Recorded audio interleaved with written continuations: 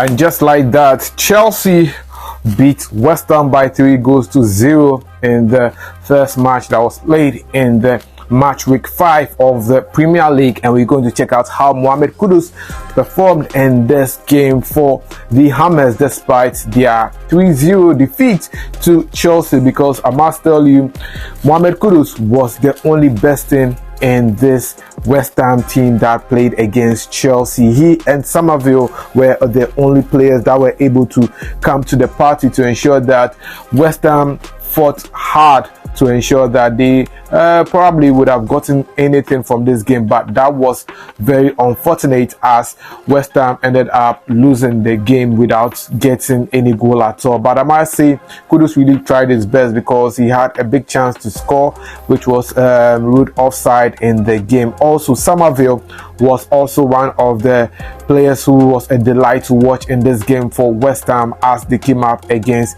Chelsea. So let's look at how the game in fact unfolded in this particular match against the Blues. West Ham were playing at home, and Jose Lopetegui named the Ghanaian midfielder that is Mohamed Kudus in the starting role to face the Blues in this particular game. Enzo Maresca's boys also came into the game looking very, very good, and their starting lineup is what you can see over there. It was a strong starting lineup for both sides, but at the end of the day, it was Chelsea that ended up carrying the day over West Ham in this particular game. As soon as the whistle went for kickoff, well, Chelsea were in the groove and ready to get into action, and as early as the 4th minute, that was when Senegalese international that is Nicolas Jackson scored the first goal in the game for the Blues to go up by 1-0. And how did Nicolas Jackson score this goal? It was an assist from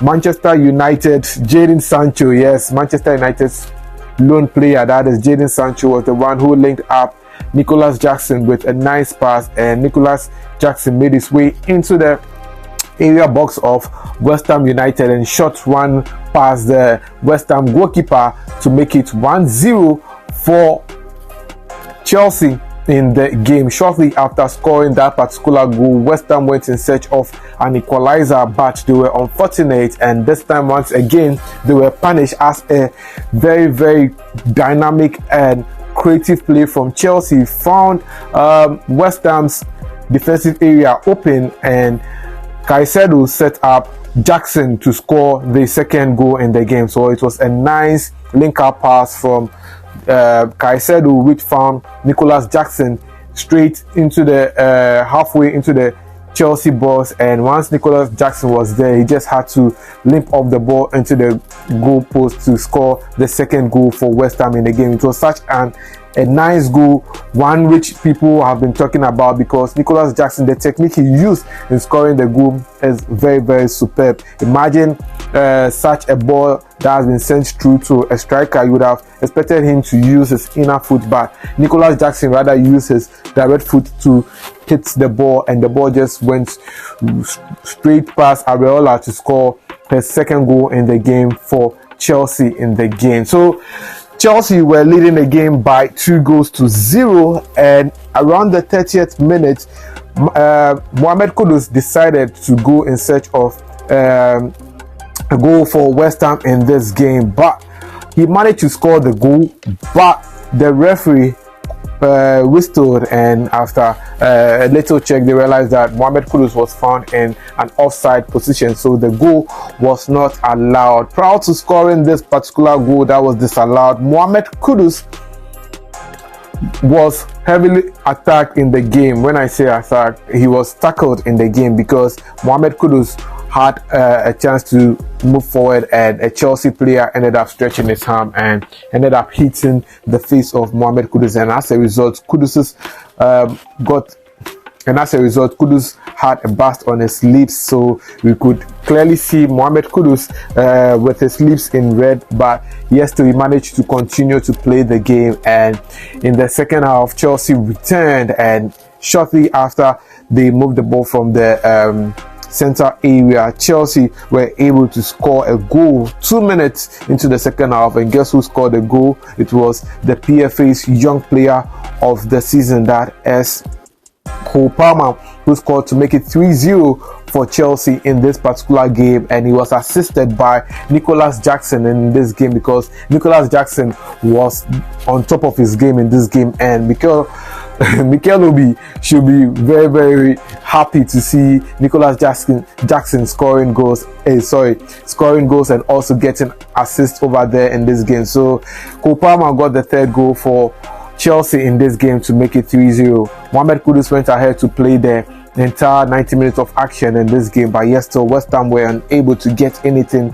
at all from this game. So that was how it ended between West Ham versus Chelsea, and West Ham getting another defeat in the Premier League. Currently they have just 4 points in the Premier League, and let's look at the table as it stands now after Chelsea ended up beating West Ham in this game. So as it stands now, well, West Ham are in the 14th position, and they could end up dropping as more games get played from today, Saturday, to Sunday. Chelsea are currently in 7th place with 10 points, and in first place is Man City. If Arsenal are unable to get a win this weekend, it means that Chelsea could end up in the 2nd place spot. Also, Newcastle United also has 10 points, and it could mean that, well, things could change and Chelsea could end up in the top 5 position. But it's still good for Chelsea up there in that position. We didn't imagine Chelsea to have a good start to the season, but here they are having a good start to the season. But let's look at how Mohamed Kudus performed in terms of his statistics in this game. So Kudus played 90 minutes of action in the game. The Ghanaian player had a goal expected ratio of 0.24, and Mohamed Kudus had 2 shots on target. He had 1 shot blocked in the game. He was involved in 6 dribbling attempts. He got 4 successful. He was the only player who was able to get more dribbling attempts successful in the game between Chelsea versus West Ham. Kudus had 42 touches on the ball, 80% passing accuracy, 3 crosses, 3 long balls, 13 grounded duels, and he won 6 out of it. 3 aerial duels, lost possession of the ball just 14 occasions, 1 foul, and was fouled twice. Mohamed Kudus was found on the outside position just once, made 1 clearance in the game, and was dribbled past once in the game. So that was how Kudus performed in the game for West Ham. In total, Mohamed Kudus has had a rating of 7.0, being among the top 3 players on the pitch. The best player for West Ham was Jarrod Bowen, followed by Mohamed Kudus and Aaron Wan-Bissaka. For Chelsea, their undisputed man of the match for this game was Nicholas Jackson. And well, I know people have been talking 11 games so far, and Mohamed Kudus is yet to find a goal this season in the Premier League, and we hope that he finally gets to score a goal, because see, Mohamed Kudus is such a fine player, and people have now started realizing that he shouldn't have stayed at West Ham for this season, and probably we could see Mohamed Kudus making a move in the January transfer window. Well, we'll see how that one goes down. But as it stands now, Chelsea beat West Ham by 3-0, and I just got you up to speed on how Mohamed Kudus performed in this particular game. If you enjoyed watching the video, please make sure to subscribe, like, share, and don't forget to leave a comment. My name is Joseph Adamafiu, and I'll see you in the next one. I'm out.